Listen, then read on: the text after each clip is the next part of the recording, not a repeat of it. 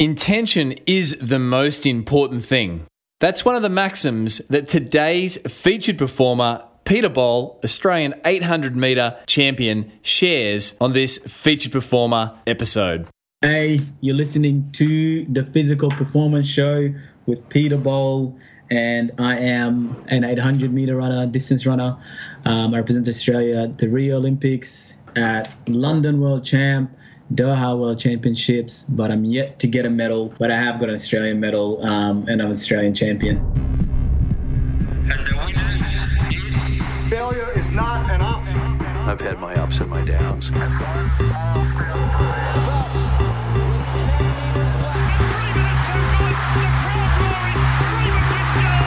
I think it's an absolutely breakthrough experience.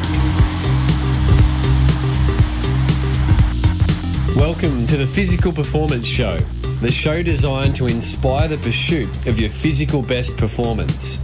I'm your host, Brad Beer. Listen in as we delve into how the world's top physical performers achieve their success, as well as the highs, the lows, and the journey of getting there. Let's get ready, set, let's go. Welcome to the Physical Performance Show, brought to you by PhysioCrem and Pogo Physio. I'm Brad Beer, sports physiotherapist and exercise scientist by trade and training, and founder of Pogo Physio. Each week, we'll bring you the latest and greatest information and inspiration designed to help you perform at your physical best. We do this across a range of different episodes, expert editions, featured performers, coaches' corners, and interest editions. And on today's episode, featured performer Peter Bol will share his career highs, lows, and learnings by way of bio. Peter Bol is the current Australian 800 metre champion. He was a 2016 Rio Olympic Games Australian Olympian, a team which he qualified for after just 5 years in the sport of athletics. Peter's been an Australian athletics representative at the World Athletics Championships in Doha in 2019. As you'll hear today, he missed selection for the Commonwealth Games in 2018 on the Gold Coast. And Peter boasts a personal best in the 800 metres of 1:44.56, the fifth all-time Australian best time. And you'll enjoy today as Peter takes us through the chronology of his time in the sport of athletics, touching on career's highs, lows, and learnings, choosing between athletics and basketball, an unlikely start to the sport of athletics, growing up in Sudan before spending time in Egypt, and then finally over to Australia at 10 years of age. Strength and conditioning principles, training maxims, and a fantastic physical challenge and performance round to boot. This is my conversation with Australian athletics rising star, Peter Bol.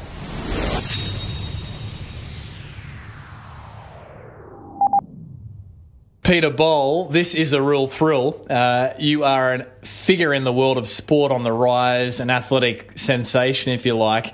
And beyond that, you've got an incredible story which is inspiring, and the theme of this show is to inspire and educate people towards their physical best. So, Peter, welcome to the show. Thank you. Thank you for having me. I'm excited. Well, Peter, your story has many chapters. You qualified for your first Olympic Games Australian team after just 5 years in the sport of athletics, which is kind of unheard of.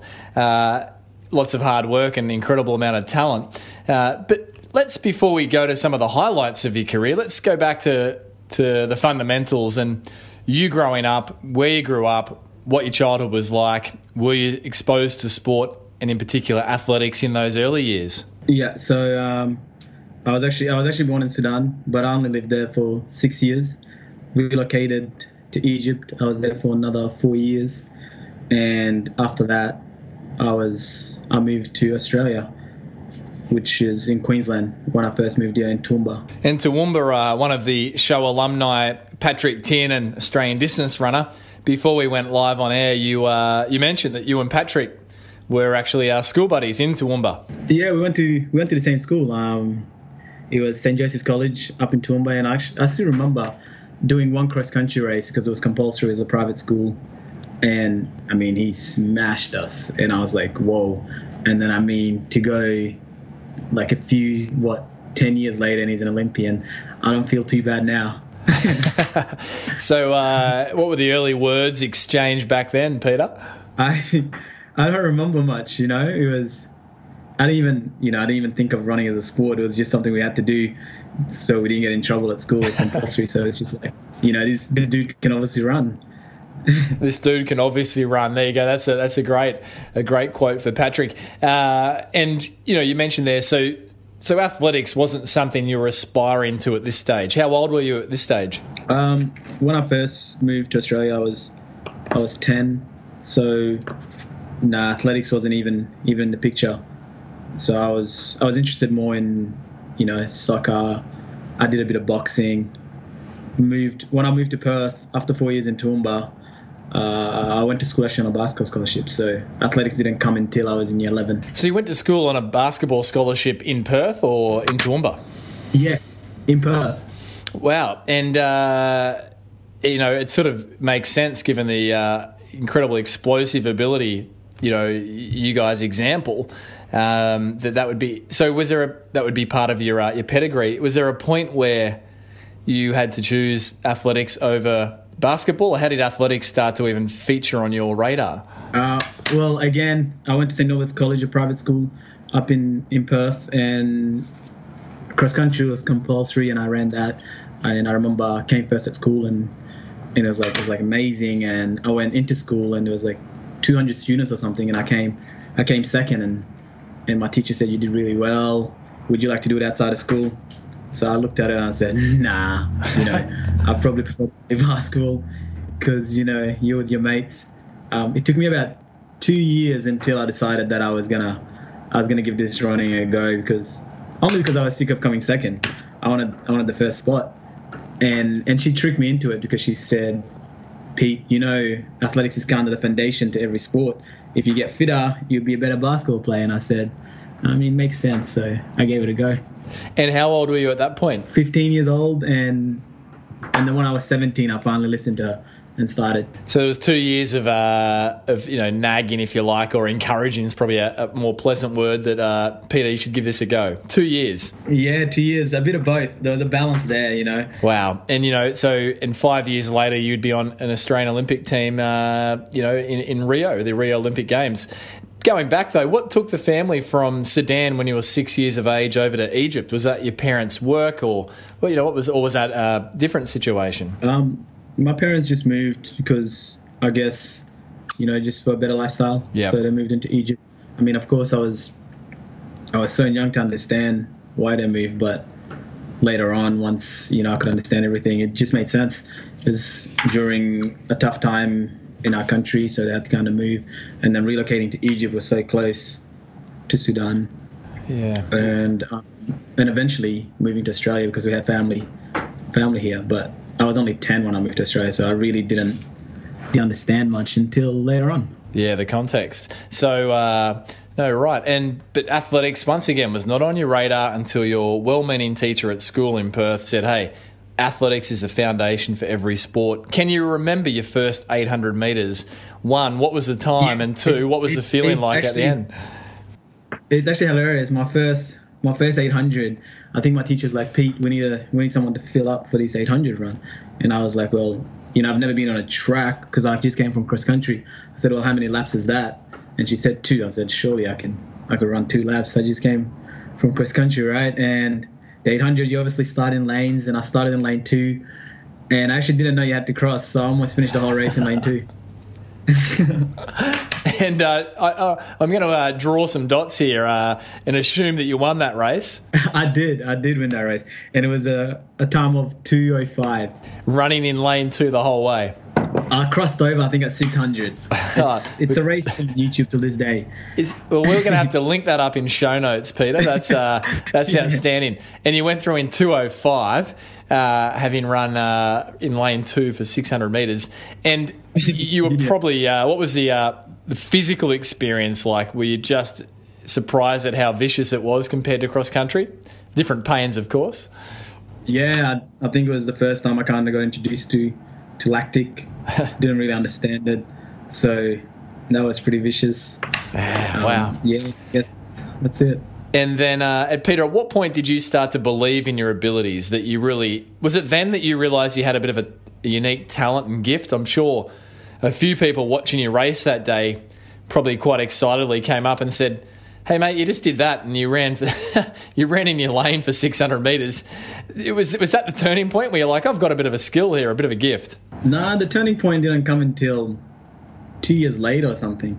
So up until then, I was still just doing it for fun and just doing it because I don't know. I just enjoyed winning, and to be honest, that's what was keeping me there.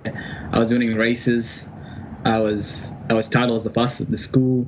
It's kind of a cool title to have. And from school, you would have gone on to the region, the state.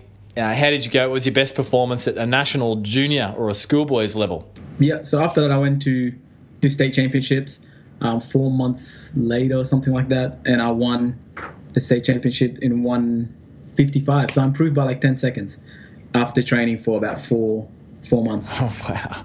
That would be a nice 10-second gain for the rest of your career for 4 months training. Yeah. And, the training, do you look back now and sort of reflect on how much your training practices have changed?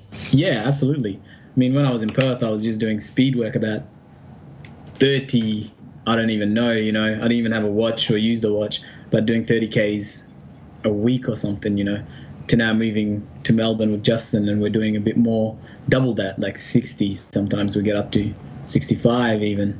Yeah. So looking back, it was just speed work, really.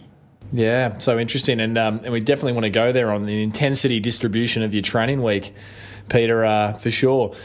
Moving in from that, early school success, obviously you took out Australian national title, qualified for the Rio Olympic Games, sit in the top 5 all-time Australian 800 metre times. Where do you actually sit on that list at the moment, Peter? I believe I'm 5th. You'd obviously have Joey, you'd have Ralph Dubell, you have Risley, Alex Rowe, so I'll be 5th. Yeah, fantastic. That's what my research had told me, but I thought you might have bumped up since that research was printed. Peter, one of the great runs that I think anyone that follows Australian athletics recently enjoyed was your run in Canberra, where you went to head to head there with your training buddy and compatriot Joseph Dang, and the times could not have been any closer.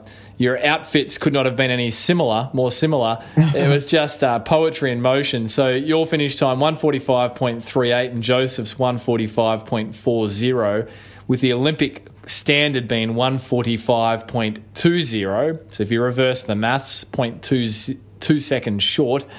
What were the emotions like at the end of that race for yourself and Joseph, Joe? Yeah, it's funny you say that, because I had my mom call me the next day and she said, "You did so well. You came second." And I said, "I actually won." And she said, "Do you and Joseph want to wear something different next time?" Was that pre-planned, or you just both rocked up that day? I think it would have been planned. Yeah. No, we're both Adidas sponsored athletes, so we have the same kit. Yeah. So it's not pre-planned, but I think what was planned probably was how close we'll probably finish close to each other. Because I mean, this whole year we've kind of started entertaining the idea of, we've raced so fast over in Europe so many times. Let's try to do it in Australia. And the question was, well, like, okay, well, how do we do that? And it was, all right, we're gonna build like a really high performance culture here. And we're like, well, if we're gonna do that, it's gonna start with us. And we're just gonna race hard against each other and like put pride aside and try not to focus too much on who wins and who loses races. So that was part of the strategy there, Peter, going into that, was we're going to race hard, pride aside, and just go for it. And that's what you both did. Was it frustrating being so close? Yeah, it was so close, but what people probably don't know was, like, we went into that race. I mean, I remember the warm-up track, and Joseph said, "Do you want me to lead this race?" And I said, "Yeah, go for it," because I led the Sydney race. So, like, I mean, we already knew what was going to happen, And even in Sydney, I was like, well, I know he's going to come. I couldn't hear anyone when I took off at the back straight, but I was like, I know I'm going to start hearing him soon, with 100 to go. and that's the fun part. You just kind of got to hold it. But I mean, being able to run 145 in Australia, I've never done before, it's pretty good. It's something that, it's a positive, because we usually run about 2 seconds faster in Europe. So we're in the best shape ever in Australia, and in 2 years. Yeah, no, it was very exciting, and you mentioned there that you committed to building a high performance culture. What other aspects are involved in that, Peter? You mentioned obviously going hard in racing, leaving pride aside. What else constitutes a high performance culture? Well, it's gotta start at training. So we've been training pretty hard, but pretty smart at the same time. We have the same coach, so it's pretty easy that we don't have to focus too much on what training is, but just be mindful at training, and Justin figures out the rest. So, to answer your question, I guess starts at training and consistency and quality, and that's what's improved from us. Consistency, not just in running, but in the weight room as well. We've been doing that, and we've actually recently been doing Pilates, so we're more professional athletes this year than we ever were previously. More professional athletes this year than you ever were previously, and fair to say it all starts with your head, your thinking, your attitude first. Yeah, absolutely. I should actually said that. The mindset, if we're going to go at steps, you got the mindset, then you got to do the planning, then the training, then the competition. And I think the goal with all of that is, to get to a point where there's no difference between training and competition, and that's the goal, where they're both as equally important, and when you get to a race, it's just as equally important as training is. Yeah, that's very profound, Peter, that the goal would be that training is considered as important as competition or racing, and those steps were mindset, planning, training, and competition. Very sequential, and when you break it down, it seems so logical, so commonsensical. Yeah, we had a lot of thinking about it, and it's a good thing that we're great friends and we get to speak about these things and build it, because, you kind of figure out, we can go out and run 148, 146, but it doesn't actually help us much as it would 145, 144, because again, the goal is not to just rock up to the Olympics and be a passenger, but to be amongst the best, and 146 isn't going to do it. 147 isn't going to do it. Game on. And it's a real purple patch in Australian athletics to have yourself and Joseph and the likes of Luke Matthews. There's some real talent in Australia, right? In the 800, it's incredible. Yeah, we've missed Luke Matthews this season. He's obviously got a bit of an injury, but Luke Matthews is a great example. He's, you have in the 800, I guess you have people that can run really fast, which Joseph and I have, but Luke Matthews can compete, and he's a great competitor. So if he was there, it's, probably would have been a 144 race, because he doesn't like to lose, and he'll push through, and we'll push through, and everyone will run fast. It'd be like everyone would be happy running a PB, and then it doesn't matter who won. Yeah, everyone's got that PB. Do you like to lose, Peter? Nah, I don't really. I don't think many people would. Yeah. It depends what you define losing as, Yeah. If I ran in Canberra, if Joseph beat me and it was my fastest time in Australia, that's a win for me. Yeah, no, it's all contextual, isn't it? But I don't think you ever get an elite sport in any endeavour someone that's happy to lose, whatever the definition of losing is. But yeah, it's mutually exclusive, right? Peter, you mentioned your training, your volume from the early days, the school days, to your professional days. You're now doing, with your coach Justin, 60-odd kilometres a week at times. Can we just explore what that looks like? So for a middle 800-metre runner, what percentage is just sort of aerobic, zone one, if you like, stuff, and then what percentage is really high-end speed, if you had to sort of break it down in your week's work? I guess different athletes have, respond to different trainings better. But for myself and Joseph and Justin, our plan is, at the moment, is we do speed all year round. I think it's important that you stabilize that speed before you go into too much endurance. And I believe Justin's, still playing around with a lot of training, but we've kind of found that middle ground, and it's about 60 kilometers for us at the moment a week. What allowed you to find that middle ground? Were there times when you went too far? Yeah, 2018, funny enough, my fastest year. I think I was doing a bit of 60, maybe went a bit over 65, and I got a stress fracture, and we came back and reduced the kilometers and added the gym instead to get stronger, you know.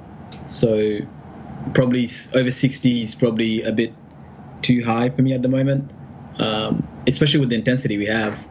So I guess we could always go to 80 or 70 and reduce the intensity and the speed, but I don't think it will benefit us at the moment. And you mentioned stress fracture there. What bone was that of, Peter? My shins, my tibia. Okay. Yep. And any other bony injuries or significant injuries along the way thus far in your... How many years are we now talking in the sport? It was 5 years, about 7 years, right? Nah, it's getting up to like what? Yeah, about there. Yeah. So, but I've been pretty lucky with injuries. I've had some knee niggles, but that comes from basketball, and it carried on through running.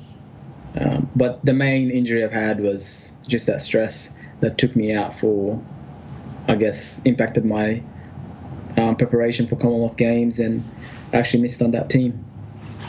Yeah, so it cost you a spot there for the Com Games team, and that would have been difficult watching on. And the recovery, Peter, from diagnosis through to you being back to your best, how long do you reckon that took? How many months? Man, that was actually a challenging period, but it was also cool because we never stopped training. We explored different trainings, and we were in the pool, we're doing some pool running, on the bike. It took time. It took about six weeks. It was supposed to take 4 weeks, but it ended up taking about 6 weeks to fully come back and start running again. Yeah. So, and as a professional athlete, that's not easy to get through, which is probably a nice time to ask, what's been the lowest moment of your athletic career to date? Everyone has them. Was there a time when you thought, this is it, I'm not getting through this, or that's never been on the radar? I mean, it's a wonderful story saying I made an Olympic team in 5 years, but, I've got a pretty competitive mindset. And, I mean, within those 5 years, I missed out of World Juniors, I missed out of the Commonwealth Games, and I missed out of World Championships. So those times were probably the roughest because I just couldn't make a team. Yeah, so interesting. It's the world sees the success, but often those, dramatic lows are invisible. What spurred you to keep going, knowing what's capable, what's possible? My motivation was a bit different. Obviously, relocating and, moving from a different country and all that. So my motivation was like when I first started traveling, I think, I went to Sydney to compete. Then, I went to Melbourne, and I was seeing the whole of Australia. I was like, whoa, this is pretty cool. In 2015, I actually did make a team when it was World Junior Games, but it was pretty expensive, so I decided to go to Europe instead. And I had an uncle in Paris, and I came, and I had a wonderful experience over there. Coming back, and I was like, whoa, I want to go back there again. And that was like the motivation, let's see the world. If we can make teams, if we can be top 3 in Australia every year, we can get out of the country every year, And you say we as in yourself and your family, or Joseph, or? No, well, just myself and my support team, I guess, whoever's my coach at the time. Yeah, so it was all about seeing the world. So yeah, it's fun. Whatever works, right? And here you are, still going at it, and that's brilliant. Yeah.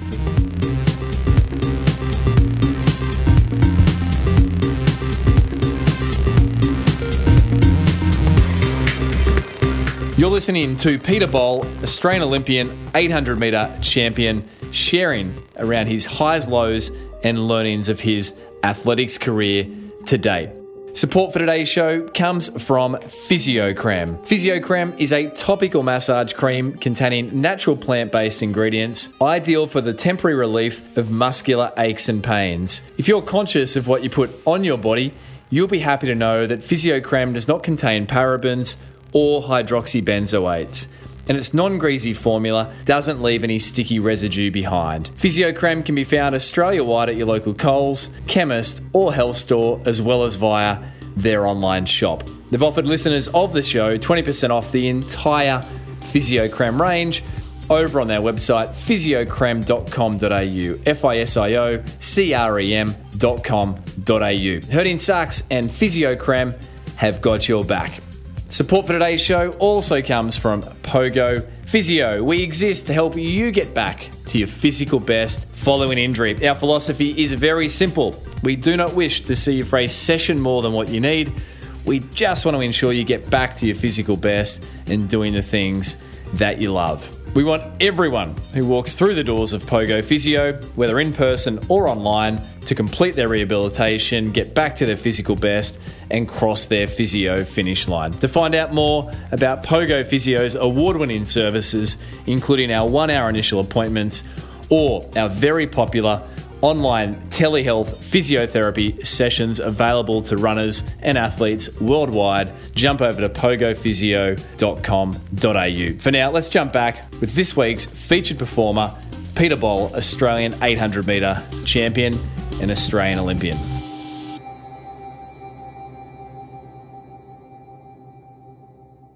Peter, your strength and conditioning, yourself and Joseph published some good stuff online with some of your work, and I always enjoy following along with what you guys are doing. What's it look like? I mean, it's a key preparation phase for you at the moment, chasing the Olympic qualifier amidst the fact that we're in the middle of the coronavirus sort of, turbulence, which we should speak about. But, what's your strength and conditioning routine looking like at the moment? How many times a week? What sort of things are you doing there? Because we competed 3 weeks in a row. We had Melbourne, Sydney, Canberra. So within those weeks, we only really did Pilates, and we're at the gym maybe once a week. But off season, we're there two times a week, the Wednesday and the Friday.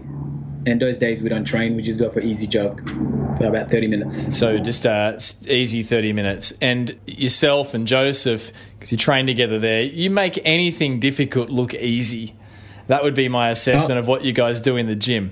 Nah, man, the gym is probably really fun because we've got it's just two of us, and then we've got two strength conditioning coaches. They just know how to create a really, really enjoyable environment. So, man, we have so much fun with it. And sometimes it feels like, we're not even working out. It makes a huge difference when you're going in there and you actually want to be there.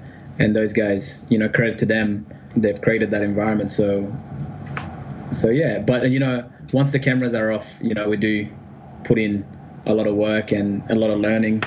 And that's probably why we make it look easy, because, we work pretty hard. And I think the first time we were there, they told us, intention is the most important thing, so we got to do everything with intent. So I guess on that first day, they set a really high standard, and we just followed on. Intention is the most important thing. That wouldn't have been news to you at that point, though, Peter, I imagine.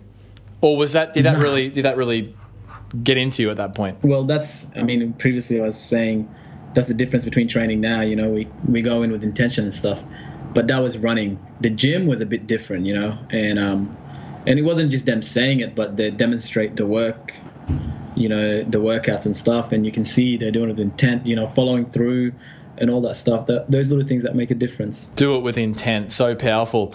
And Joseph, obviously at the moment, the national titles, Australian athletics has been postponed with no, from my knowledge, further date yet set. In the middle of this, as we record, we are recording a few days into what feels like a bit of a world destabilization period. So as an athlete in the middle of this, any special tactics you're deploying to stay focused, or it's just business as usual as far as you're considered with what you've got to get done? I was really looking forward to Brisbane, because that was the race we're really gonna go out there and attack. That was kind of a bit hard to accept, but at the same time, I fully understood. And in terms of training, Justin is really good. Justin messaged us after Brisbane was postponed and said, take an easy week, and then we go back next week and start a new project. So for this week, I'm actually, not doing anything. We're just kind of letting the mind and the body rest, and we'll get back into it again next week. And so mind and body rest, Peter, is that complete switch off? You haven't run all week or hit the gym all week, or is that just sort of take it a bit steady and find your own way for a week? I haven't ran yet and I haven't been to the gym, but that's also do what you enjoy doing. You know, if you feel like going for a run, you go for a run. If you want to go on a bike ride, I just came back from a bike ride and I enjoy that, so I did that. But yeah, it's just a week to kind of switch off and get back, back with more energy and the following week. And you used the word there that Justin had said we're going to a new project. Is that the terminology that you work with in preparing for a meet? This is a project or a block of work, or is that just the word that popped to your mind then? No, that's the word we used in 2018, and it worked well because 2018 everyone's kind of struggling to run under 145, and we said, well, let's start a project and call it Project 144. And it was pretty successful. I went to America, and Joseph went to Europe, and we met together and he ran 144 first, and I was like, whoa, the project is live and on. And then we went to Stockholm, we both ran 144 and ended up running the Australian record that season. So it worked for us. It gives us something to focus on. It just makes it a little bit more exciting than, all right, let's just go and run, a few laps.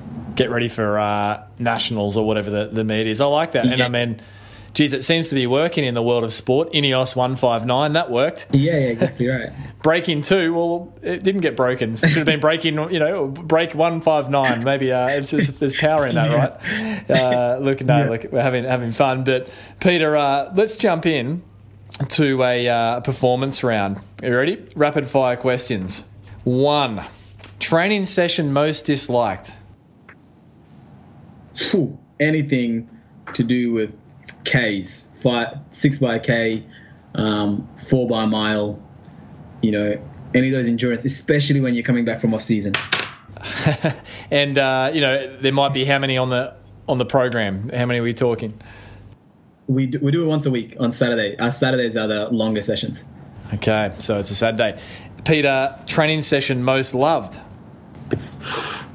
Speed. So 3 by 300s, with long recoveries. What sort of recoveries and what sort of time might you be punching those out in? So we'd be aiming for like 30, anything from 34 to 30, I guess 36, something like that. And we'll be having anything from 6 to 8 minutes. And in that 6 to 8 minutes, what might you be doing? Just walking, shaking out the legs?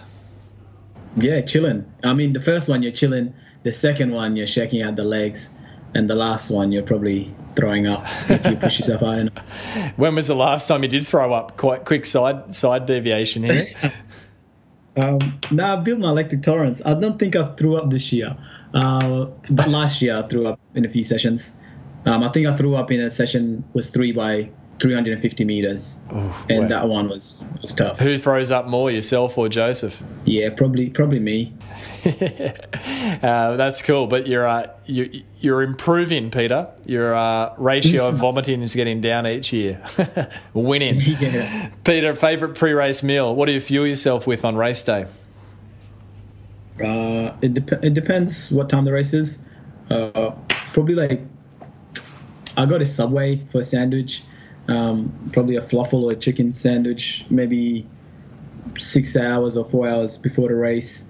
Night before, some pasta or rice. Peter, what's your routine around bedtime, morning time? I wake up pretty early. I wake up around 7 to 8. If I wake up at 9, I'm doing pretty well. 10, I'm pretty happy. And I try to sleep before midnight. So you're getting some good sleep. Peter, who's the athlete that you most admire and why? Kobe Bryant. If we're talking any athlete, I gotta say Kobe Bryant because of his. I was always been a Lakers fan, big basketball fan, and his mindset and his work ethic.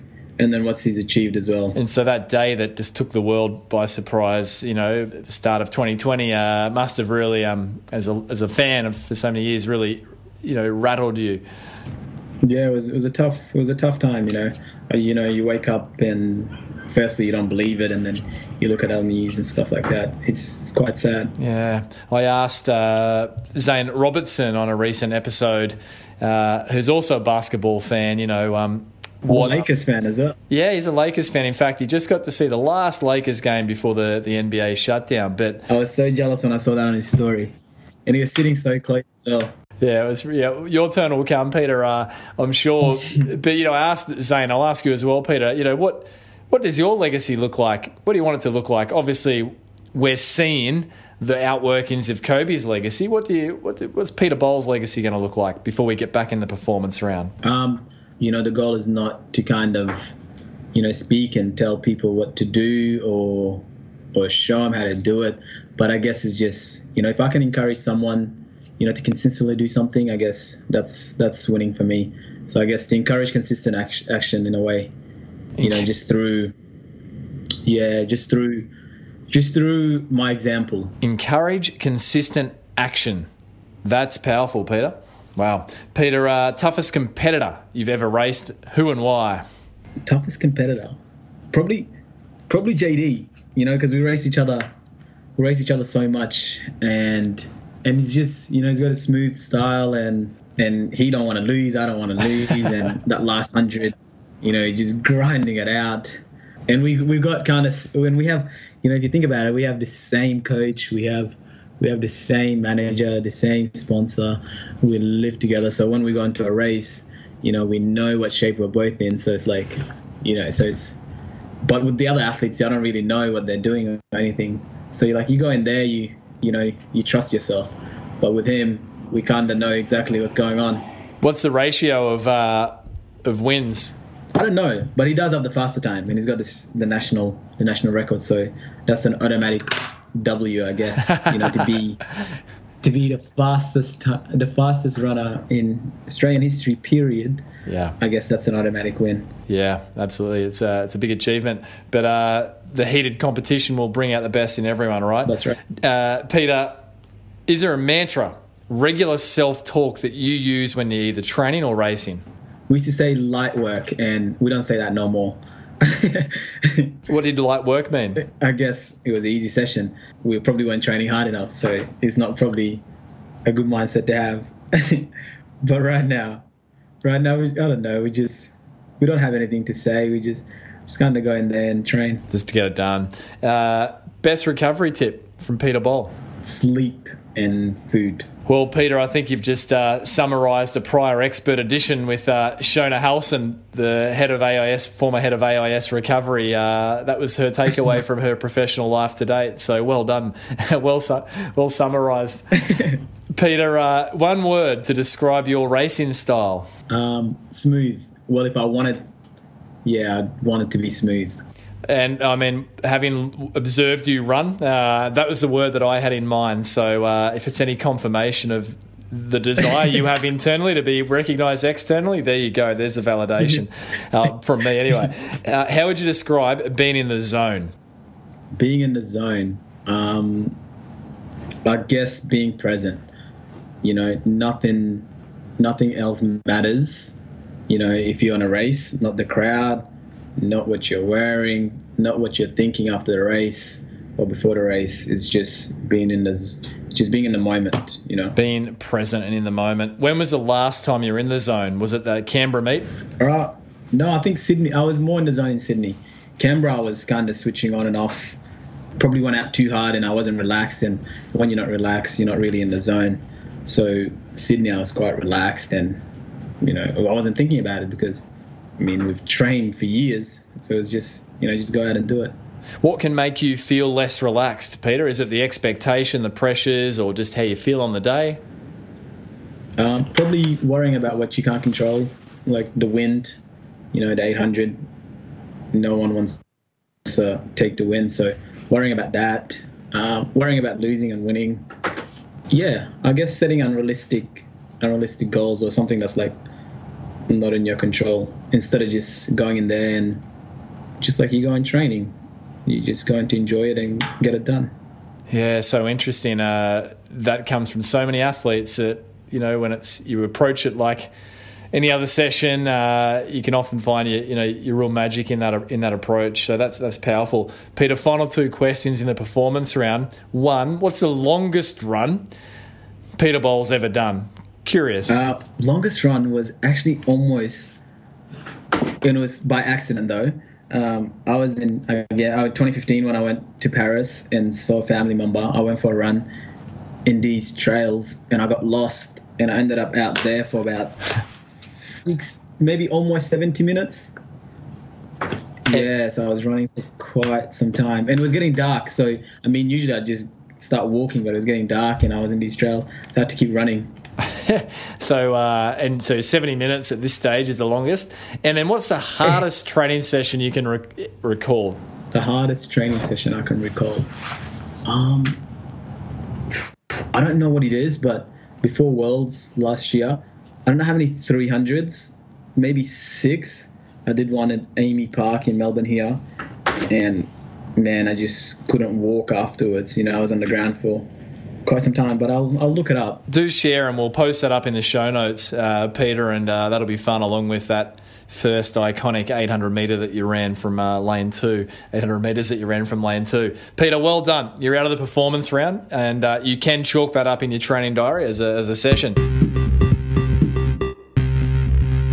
We are very excited here at the Physical Performance Show to be bringing our first live event to you. In the back half of 2020, July 18, on the Gold Coast at Bond University Institute of Sport and Health, we will be hosting a one-day 9 a.m. to 5 p.m. workshop with, to date, the most downloaded guest of the show's entire history, Dr. Stephen Seiler, acclaimed sports scientist, father of the polarized, or 80-20 as it's otherwise known, training principles and method. Dr. Seiler will lead his workshop titled Sustainable Training for Attainable Endurance Goals across an action-packed whole day exploring the concepts of intensity distribution in training, interval training, periodization, and monitoring. Seats are limited to just 100 people. It's ideal for athletes, coaches, health and medical professionals, fitness professionals, and students. And the good news, as a listener of the show, you're able to pick up 10% off the ticketed price at the checkout, with the ticketed price being $197 over at pogophysio.com.au/Dr. Seiler, DrSeiler. We hope to see you on the day at the first live event. For now, let's jump back with this week's featured performer, Australian track star, Peter Bowles. Peter, this is a very difficult question, but an insightful one in terms of your answer. If you could boil everything you've learnt as an athlete across the years into one piece of advice to help the listeners of this show with the mission of the show, which is to perform at their physical best, what would Peter Bowles' single piece of advice be? That's a really good question.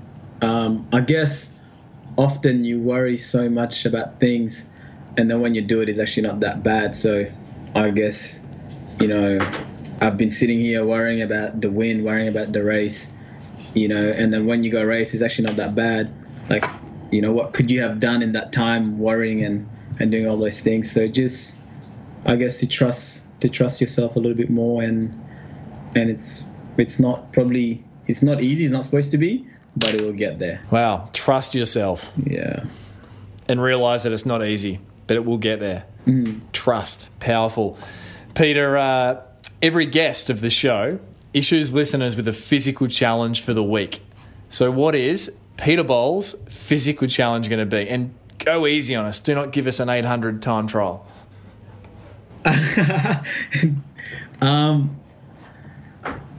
Let's see. I'll give you guys okay, so I've ran 144.5. What's that? That's 52 seconds. So go run two 400s with 6-minute recovery and try to run my PB, which is 144.56. Well, that's like, if anyone can do it, I think that's worthy of a prize. Peter, do you want to put up a bit of Peter Bowl merchandise or something up for a prize here? Because that's a fair challenge. Our team, Fast 8 Truck Club hat or a shirt. All right, and we'll make sure that's visible as well on a post. So Fast 8, and that's F8TC, right? There you go. Yeah. And you are modelling that there, and a shirt, yeah. Yeah. Adidas shirt. Well, I think there's going to be a few people hurting themselves out on the, as in physically pushing themselves on the track. Is there a second tiered goal for the mortals, the mere mortals, Peter? The second goal, I guess, doing the same session, but try to get into what's the Olympic standard, which is 145.20. Okay. Well, we're still cranking along here, but Peter, that's excellent. Peter, I can't just give out free stuff. No, I mean you got to earn it, yeah, and you got to trust the process, right, and trust yourself. Peter, I'm taking notes, and there's many great bits you've shared here. Encourage consistent action, Peter. Bit of a fun insight into your personality. If you could have 3 people at a dinner table, who would be at your dinner table, living or past? Who and why? My sister, she's funny. I'll have her there, definitely. And then Kobe Bryant and Muhammad Ali, because they're like my 2 favorite athletes. Wow, well that's a fascinating table. Your sister, Peter, is she younger or older? And is she into athletics herself? No, she's much younger. She's 14. She doesn't do athletics. I think I'm the only member at home that does athletics. And yeah, but she doesn't really understand athletics. I was overseas once, and I ran 147 in Spain, and she called me. She said, Pete, you went all the way to Spain to run 147. Like, come on, that's crazy, right? You're going to run like for 2 minutes. You might as well run faster, right? And funny enough, a week after that, I actually ran 145.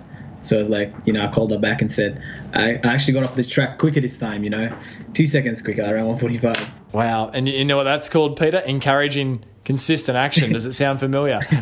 Trust in yourself. Yeah. Sound familiar?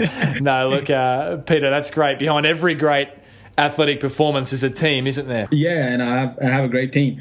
And they're like, it's funny because I say the triple J's, JD, obviously, my training partner. We travel and train together. JR, Justin Ronaldo, my coach, and James Templeton, our manager. So, the triple J's. Yeah, that's pretty unique, isn't it? Yeah. And, Peter, for those that want to follow along, and I encourage you to do so, follow this story, this unraveling story as it rolls out. Where's the best place to follow your journey? Instagram? Instagram for myself. Follow the journey. Follow the new project. Comes out next week. I guess P-Ball 800. That's my Instagram. And I guess for a training, Justin does pretty well. He's got a Fast 8 Truck Club on Instagram, and he posts literally every session. So if you ever want to know what we do, we don't hide anything. Justin posts every single session on that account. And the handle for that one? Fast 8 Truck Club. Yeah, so just type that in the search engine. Brilliant. And Peter, obviously a big year ahead. We're all hoping to see an Olympic Games in 2020 get planted at some point. But certainly I think the best is well ahead of you at 22 years of age with really fresh legs in the sport. So on behalf of the listeners, certainly wish you all the best for the journey ahead. No, we appreciate it. Thank you so much.